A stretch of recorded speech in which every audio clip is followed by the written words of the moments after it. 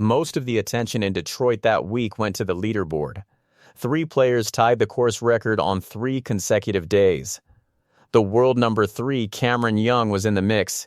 Rickie Fowler was 3 shots back at the venue where he last won. And somewhere underneath all of it was a player ranked 146th in the FedEx Cup standings who had missed 10 cuts in 20 starts and who almost nobody expected to be in the final group on Sunday. Davis Riley did not just quietly play his way to the top of that leaderboard.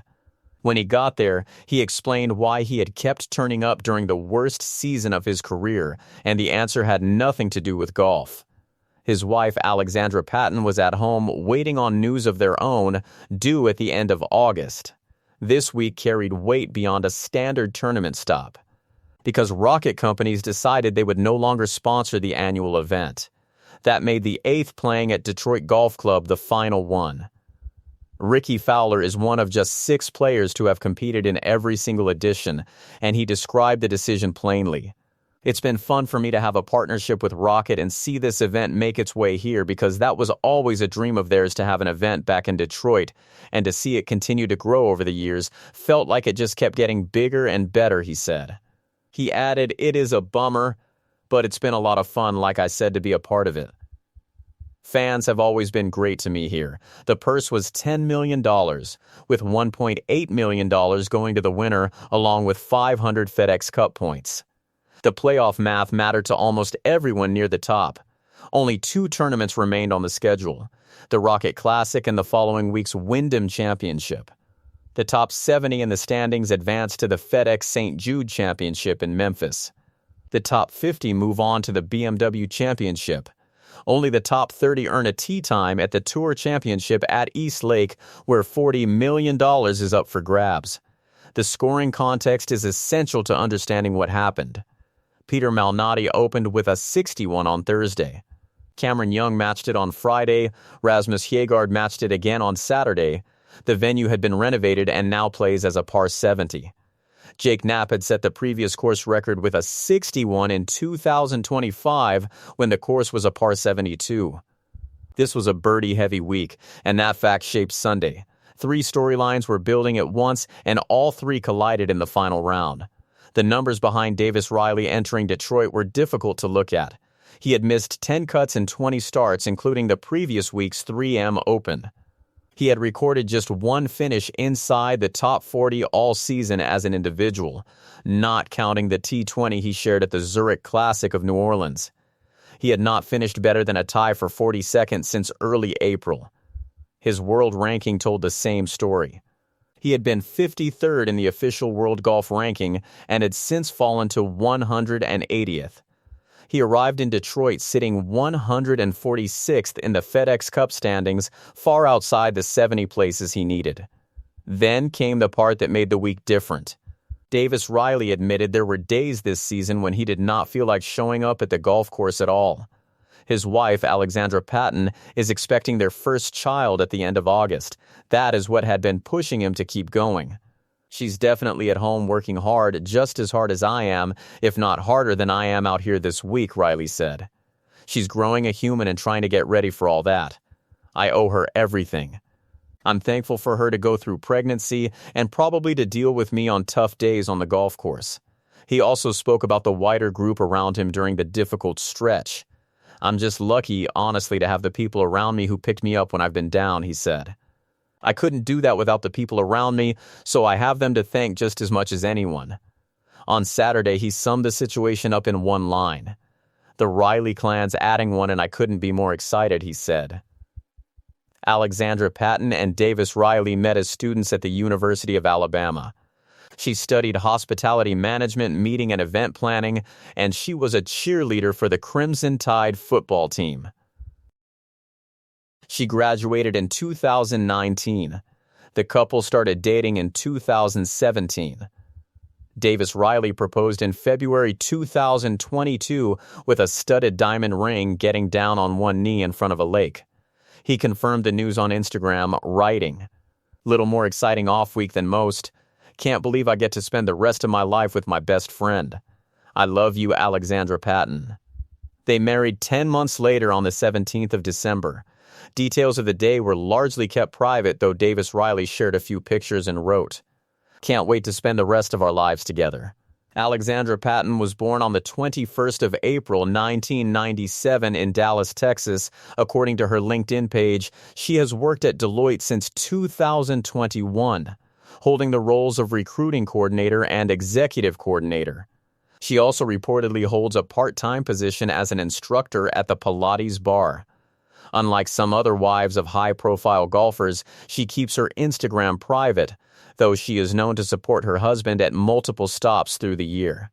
As of August 2026, Davis-Riley had earned a total of $11,296,722 in career prize money. There is precedent for Davis-Riley producing his best golf while carrying something significant away from the course. His 2024 victory at the Charles Schwab Challenge came 1 week after his older sister Caroline needed emergency surgery to remove a brain tumor. Doctors later confirmed the tumor was benign. Davis-Riley considered withdrawing from that event before his family urged him to compete. He played, and he won. So when he played well under personal weight in Detroit, it was not new. That is what made Saturday feel almost expected. Davis-Riley hit 17 of 18 greens in the third round. He had completed 36 consecutive holes without a bogey. He ranked third in strokes gained, putting for the week, gaining 6.671 shots on the field across the opening 3 rounds. The defining moment came on the par 4 17th, the hardest hole on the property that week and, notably, the last hole where he had made a bogey. He holed a 54-foot putt for birdie. He followed it with a 10-footer at the 18th to reach 15 under and take the outright lead. His 63 was one shot outside the career low 62 he recorded at the 2022 Valspar Championship.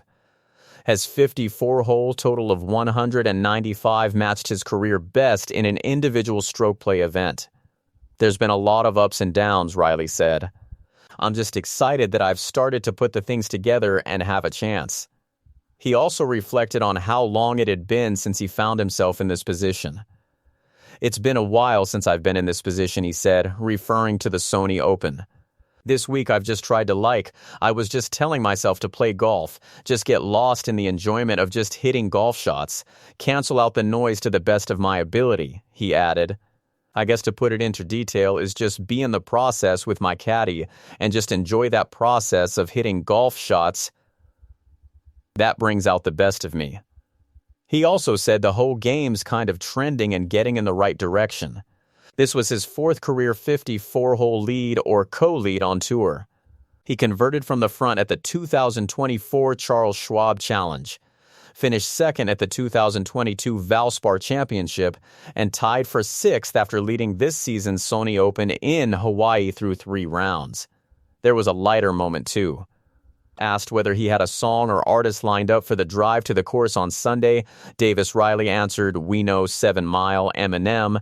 He corrected himself seconds later, smiling, 8 Mile, okay, there you go, he said. "I love Eminem, no lyrics I can think of off the top of my head, but yeah, I do love some Eminem. I may have to blare some Eminem on the way over to the course to kind of get the mojo going around here." Riley is from Mississippi. Detroit gave him the mulligan. Hours before Sunday's final round, Doug Bell of ESPN reported that Rickie Fowler had been battling a serious sinus infection for more than 2 years, and that he plans to undergo surgery once the season ends. At that moment, Rickie Fowler sat 3 shots behind at 12 under, sharing 3rd place with Cameron Young, Rasmus Shard, and Chris Kirk. That single report reframed 2 years of results. At the 2023 Ryder Cup at Marco Simone Golf and Country Club near Rome, Captain Zach Johnson benched Rickie Fowler for Saturday's session. Golf Channel's Todd Lewis reported that Fowler battled a sinus infection throughout the week. He played the opening foursomes alongside Colin Morikawa, losing 2 and 1, and played 2 matches in total while sick, losing both. In spring 2024 at Bay Hill, he was dealing with a sinus infection again. Onlookers noticed him sneezing repeatedly through his rounds. He finished tied for 36th. Weeks later at the Players' Championship at TPC Sawgrass, Observers again noted that he looked unwell walking off the green. He finished at 2 over par. In May 2026, before the Truist Championship at Quail Hollow, he arrived off consecutive top 10 finishes at signature events. Then a fever measuring between 102 and 103 degrees hit him on the Tuesday and Wednesday nights. He opened with a 74. There were times I wasn't sure if I was going to be able to hit the hole from a few feet, Fowler said. So it was nice to be back in a better spot physically today. He then shot 63, 69, and 65 to finish runner-up at 13 under. What followed was a tie for 60th at the PGA Championship, then 3 consecutive missed cuts. In June at the Memorial, his congested voice during a conversation with Robert Dameron was noticed publicly. The account known as the Rickie Fowler Tracker posted, "I've been told Rickie has been dealing with some sort of sinus infection that has been going on for 4 or 5 weeks now." He carded a 79 on Thursday with 4 double bogeys. There was a separate physical issue running alongside all of this. Speaking with golf influencer Grant Horvat in November 2025, Fowler said, "I had some shoulder issues all year. Luckily, I played well enough to earn some time off. Yeah, I only hit balls a few times, and then I've probably played about 6 rounds now. Still a little slow." At the WM Phoenix Open in February 2026, he described dealing with bursitis, fluid buildup, and inflammation, needing medication every week just to play. He received app injections in September and took 6 weeks away from the game. Every one of these episodes was written off as a bad week, a bug, or a slump. It was the same condition repeating for 2 years. The stakes for him in Detroit were clear. He entered the week at number 32 in the FedEx Cup standings with a strong finish set to move him inside the top 30 and into the Tour Championship at East Lake, which he missed the previous year. Detroit is also where his last victory came in 2023. Ending a 4-year wait and marking the 6th title of his career.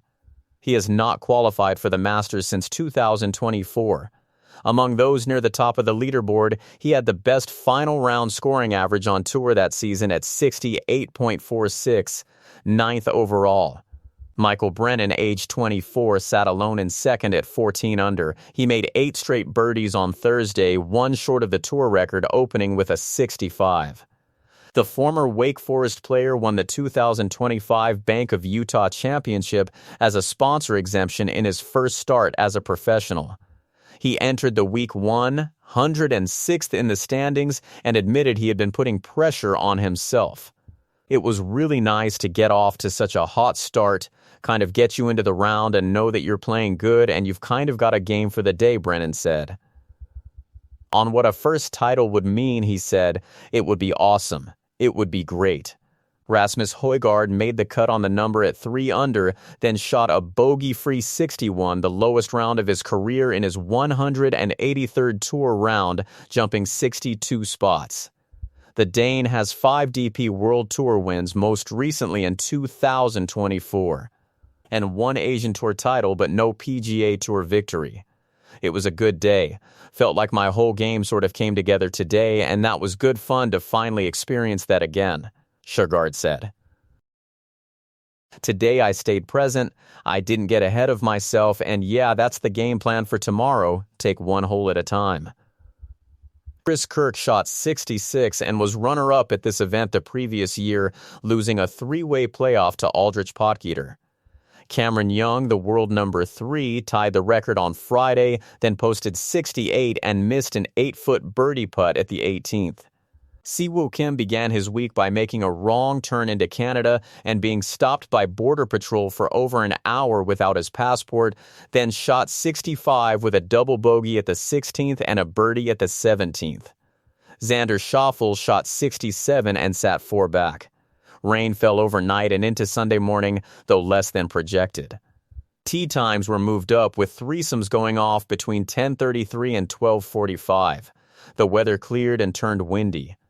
Davis Riley made 3 bogeys in his first 6 holes. He could not find his ball in the fescue at the 4th after roughly a dozen people helped him search. He rallied with 3 birdies in a 7-hole stretch, then bogeyed the 17th. the hole that had made him on Saturday, ending any chance of forcing a playoff. The start got the best of me and kind of put me behind the 8-ball early, unfortunately, Riley said. He shot 70 and finished third. Michael Thorbjornsen, age 24, started 3 shots back and shot a bogey-free 63 to reach 18 under and win by 2. He chipped in from 35 feet at the 12th, took the lead at the 14th with the third of 4 birdies in a 6-hole stretch, and closed with a 26-foot putt on his 72nd hole that dropped on the right side of the cup. Perfect pace, perfect read, he said. He was born in Cleveland, grew up in Massachusetts, and attended Stanford.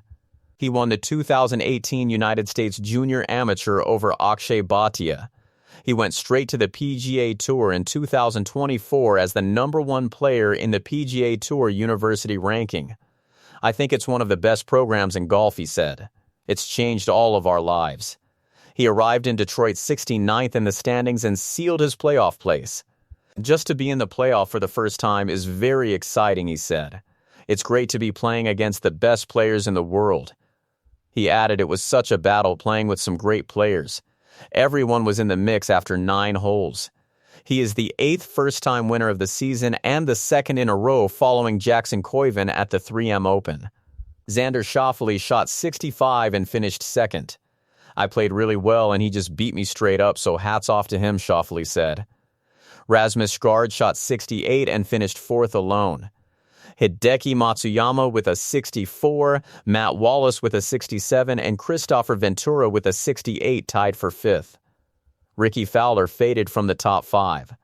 The final Rocket Classic gave a first-time winner his playoff place and gave the 3 players who needed it most nothing. Davis Riley left with a 3rd-place check, still outside the top 70, 1 event remaining at the Wyndham Championship and a far more significant week arriving at the end of August. Rickie Fowler left with a surgery date and an explanation. Detroit left the schedule entirely. From 2028, the PGA Tour will split into a championship and challenger series with top-tier purses of at least $20 million and players switching levels based on performance. Rickie Fowler was asked whether it would be an improvement. "Yeah, it's tough to really know until obviously everything's out," Fowler said. "So is it going to be better? I'm not sure.